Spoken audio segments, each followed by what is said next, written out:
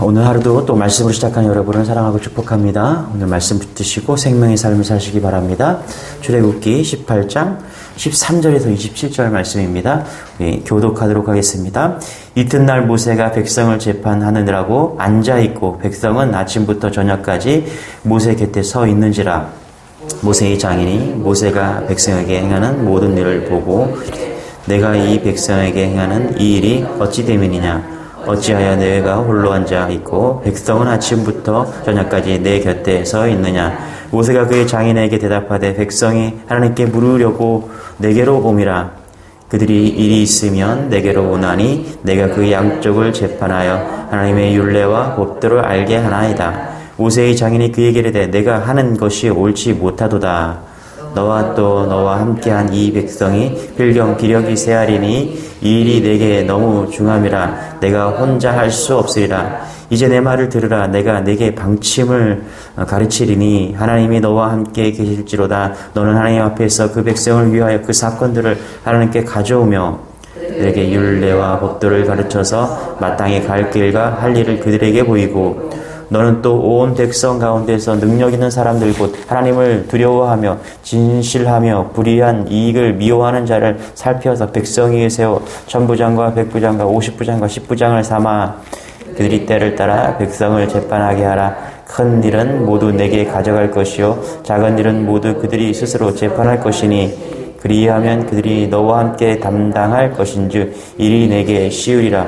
내가 만일 이 일을 하고 하나님께서도 내게 허락하시면 내가 이 일을 감당하고 이 모든 백성도 자기 곳으로 평안히 가리라.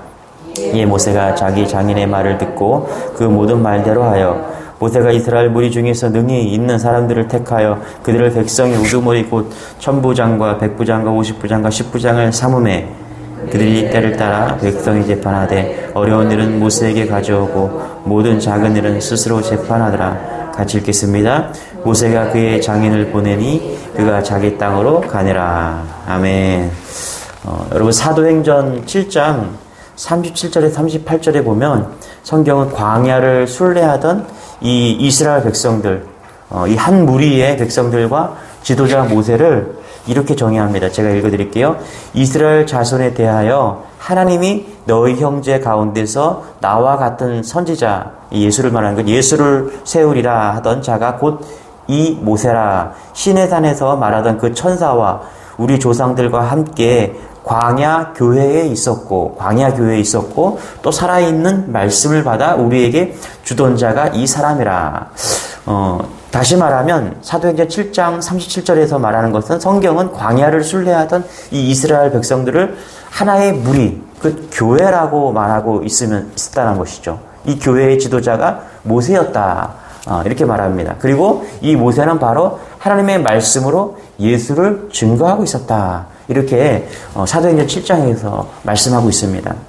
여러분 남자만 60만 명에 달하는 사람들이 애굽에 나와서 어느 시내에 가까이 왔지만 이스라엘은 아직 하나로 된 그런 교회, 하나된 아직 조직적인 그런 공동체의 모습을 아직 갖추지 못하고 그냥 하나의 무리였습니다.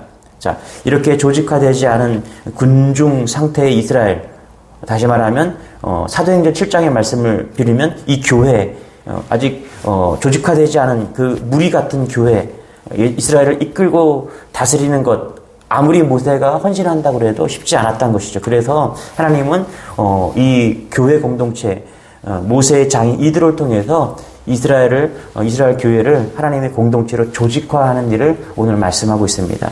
자, 하나님은 이스라엘이라는 이 교회를 어떻게 체계화하고 계시는지 오늘 그 말씀을 좀 살피려고 합니다. 우리 13절 같이 한번 읽어보시죠. 시작. 이튿날 모세가 백성을 재판하느라고 앉아있고 백성은 아침부터 저녁까지 모세 곁에 서 있는지라. 자, 이튿날이라고 표현되어 있죠. 13절에 보니까 이튿날, 어제 말씀에 이어서 이제 모세 장인이 이드로가 그 시프라와 두 아들을 데리고 모세에게 온 그 다음 날입니다. 그 다음 날 와서 보니까 모세가 정말 이스라엘 모든 민족을 이끌고 지금 광야길을 들어섰다는 것이죠. 그 애굽의 종살이에서 벗어나서 출애굽해서 그냥 리더가 되어서 놀랍게 리더십을 발휘하면서 이렇게 백성들을 이끌고 있는 그 모습을 보면서 장인이 얼마나 뿌듯했겠어요. 그죠?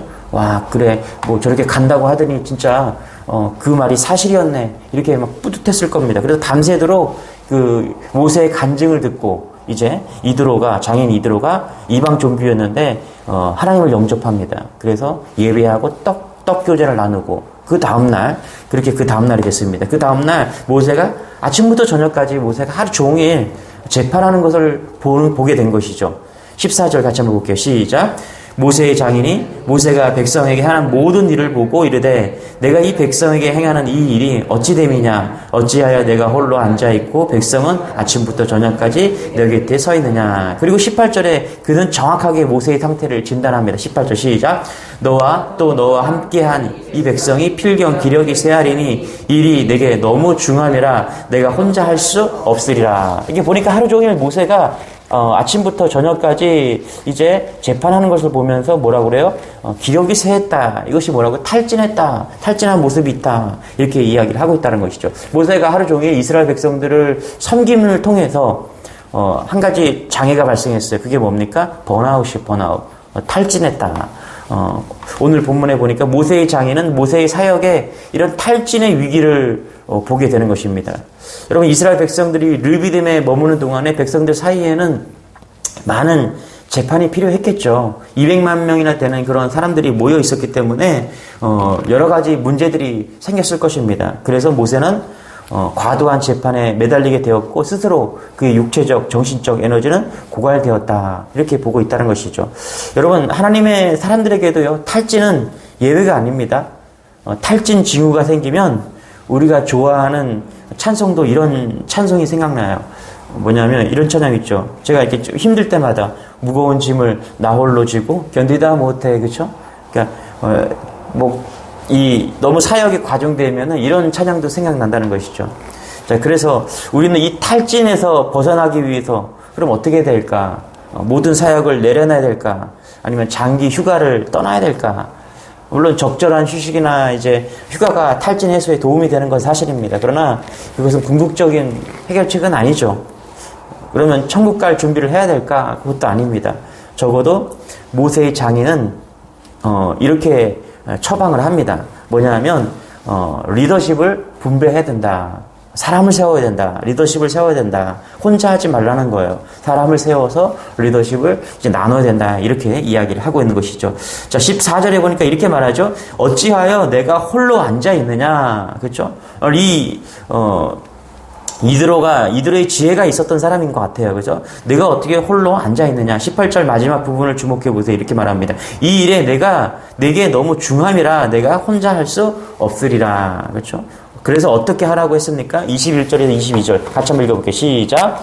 너는 또 온 백성 가운데서 능력 있는 사람들 곧 하나님을 두려워하며 진실하며 불의한 이익을 미워하는 자를 살펴서 백성 위에 세워 편부장과 백부장과 50부장과 10부장을 삼아 그들이 때를 따라 백성을 재판하게 하라. 큰 일을 모두 내게 가져갈 것이요 작은 일은 모두 그들이 스스로 재판할 것이니 그리하면 그들이 너와 함께 담당할 것인즉 일이 내게 쉬우리라. 다시 말하면 동역자를 세워서 일을 분담하라. 이렇게 이야기하고 있습니다. 효율적인 일의 성취, 홀로 하는 사역은 여러분 이루어지지 않습니다. 그래서 오늘의 그 리더십 연구에서도 강조하는 것이 뭐냐면 팀 리더십이고요. 혹은 리더 주변의 사람들을 신뢰하고 그를 일을 분배하고 맡기는 것을 리더십 임파워먼트라 이렇게 얘기합니다. 이것을 리더십 차원에서 이런 용어를 쓰면서 리더십이 어떻게 요즘에 반영되고 있는가를 우리는 알 수 있습니다. 여러분 후 삼국시대의 리더였던 그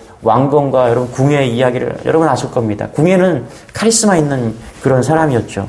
영향력을 보면은 왕궁을 뛰어넘는 사람이에요. 그런데 이 궁예는 자기 부하 장수들에게 그런 의심 때문에 책사 그 종간 외에는 누구의 이야기도 듣지 않습니다. 그래서 결국은요, 이 독단적인 판단을 하면서 궁예는 실패를 하게 되는 것이죠. 반면에 왕건은 어떻게 됩니까? 자신이 잘못 판단할 수 있다는 생각을 가지고서 부하 장수들이 조언에 귀를 기울이고 민주적 리더십을 가지고 그렇게 나아가는 것이죠. 그래서 이렇게 뭐 예를 들면 이것이 임파워먼트 이렇게 말할 수 있는 걸 리더십을 이렇게 이렇게 분리하는 것이죠. 저는 그 개척을 하고서 한 6개월 정도 되니까요, 번아웃이 찾아오더라고요. 진짜로, 왜 그러냐면은, 우리 한국 목회자들이 설교를 참 많이 하잖아요. 그때 처음에는 월, 화, 수, 목, 금, 토, 권사님 아실 거예요. 토요일까지 이제 새벽 기도를 했어요. 처음에. 그리고 수요일 날도, 금요일 날도, 주일 날 2번 설교를 하고, 설교를 2편을 준비하고, 그러다 보니까 6개월 지나니까 진짜 번아웃 현상이 나타나더라고요. 그래서 제가, 예전에 이제 부교육자로 있으면서, 나름대로, 한 3년 정도 할 수 있는 그 설교를 준비했음에도 불구하고, 또 똑같은 설교를 할 수가 없잖아요. 그날 주시는 만나가 필요한 거잖아요. 그러니까 말씀 준비를 계속 해야 되는데 6개월 지나니까 번아웃 그런 상태가 오는 것이죠. 그래서 계속 이렇게는 롱런할 수 없겠다 이런 생각을 가지고 이제 목회 방향이 조금 바뀌게 됩니다. 그래서 기도하면서 어떻게 기도합니까? 하나님, 동역자를 보내주세요. 첫 번째는 목회자가 필요합니다.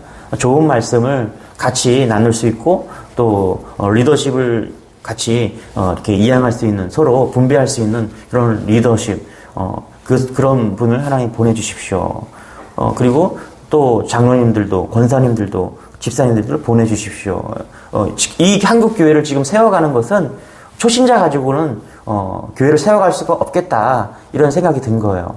요즘 초신자가 코로나 상황이긴 하지만 이전에도 그 초신자를 세워서 교회를 세운다는 거는요, 몇 년이 걸릴 수 모르는 그런 상황 아니겠습니까? 그래서 목회 패턴이 조금 바뀌게 됩니다. 그래서 동역자를 보내달라고. 그래서 지금 생각해보면, 하나님께서 좋은 기도의 응답을 해주신 것 같아요. 그래서 목사님들도 계시고, 장로님들도 계시고, 권사님들도 계시고, 집사님들도 계시고, 하나님이 각양각색으로 보내주셔서, 이제 목회 리더십을, 이렇게 분배하면서 서로의 역할들을 그렇게 해 나가고 있다는 것입니다. 보세요. 이 공동체를 세우는 이 장인 이드로 충고처럼 일종의 동역자들, 천부장과 백부장과 50부장 그리고 10부장을 세우는 그 일들을 지금 하고 있다는 것이죠. 이것을 제대로 이양하지 않으면 목회자, 담임 목사 한 명에게 어떤 리더십이 집중되면서 담임 목사가 잘못되면 교회가 휘청하고 이럴 수 있다는 것이죠. 자, 그래서 우리가 이런 사람들을 세워서 좀 분배하고 서로 기둥이 되어서 교회를 세워갈 필요가 있다. 그런데 하나님께서는 더 나아가서 어떻게 이런 사람들을 세워야 되냐, 어떤 사람을 세워야 되느냐 이렇게 말씀하고 있는데 21절 이렇게 말합니다. 너는 또 온 백성 가운데서 능력 있는 사람들 이렇게 얘기합니다. 누구를 세우래요? 능력 있는 사람들을 세우라고 이야기를 합니다. 여러분, 여기서 말하는 능력이 뭘까요? 학생을 가르치면서 물론 인품도 갖춰야 되는 것이죠. 또 의사는 질병에 대한 지식과 그것을 고치는 그런 생명을 존중하는 마음, 의술이 있어야 되죠. 가수는 노래를 잘해야 되고요. 축구 선수는 축구를 잘해야 됩니다. 그런데 여기서 능력이라는 것은 뭘까요? 이 교회를 봤을 때 이 교회에 어떤 능력을 말하고 있을까요? 영적인 능력을 말하고 있는 거겠죠. 그렇죠? 여러분, 교회의 일꾼은요, 세상과 다릅니다. 하나님의 일은 세상의 일과 좀 달라요. 그래서 능력이 필요한데 어떤 능력이 필요합니까? 영적인 능력이 있는 사람을 세워야 된다.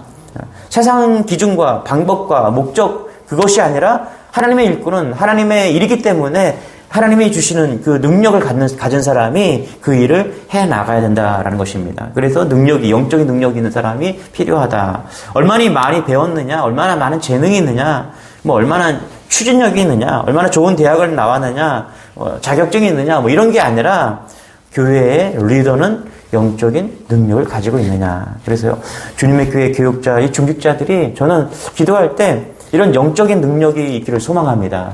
예. 첫 번째는 좀 그렇게 생각해요. 우리 목회자들이 영적인 능력, 그것이 뭘까요? 설교의 탁월함이나 또 영적인 기도의 능력, 그것이 필요하다는 것이죠. 교회가 이 설교의 능력을, 무시할 수가 없습니다. 또, 기도의 능력을 무시할 수가 없죠. 설교만 잘한다고 되는 것도 아니고, 또 영적인 능력이 있었는데 그것이 기도를 통해서 말씀과 기도의 능력이 나타나야 되는 것이죠. 또 중직자들도 좀 마찬가지라고 생각합니다. 중직자들이 기도의 능력이 필요하다고 저는 생각합니다. 그럴 때 공동체를 위해서 중보할 때 그렇게 기도가 회복되고 영적인 능력이 나타나서 교회가 교회되는 그런 은혜가 나타나는 것이죠. 여러분, 교회는 세상과 다른 겁니다. 그래서 말씀의 역사가 나타나야 되고요. 기도했을 때 기도와 역사가 나타나야 되는 것이죠. 이렇게 놀랍게 능력이 나타나는 그런 공동체가 하나님이 원하시는 그런 교회의 모습이 아닌가 생각이 됩니다.